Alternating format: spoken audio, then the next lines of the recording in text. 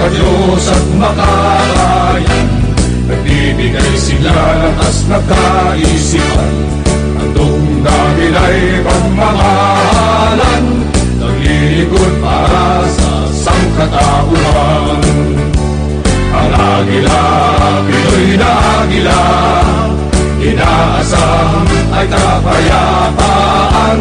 Ang agila, Pinoy na agila, haligi ng ating bayan. Nag-aalay ng kapatiran, magkakaisa kapayapaan. Maglingkod sa kapwa aming nagika, buhay ihahandog ang maging malaya.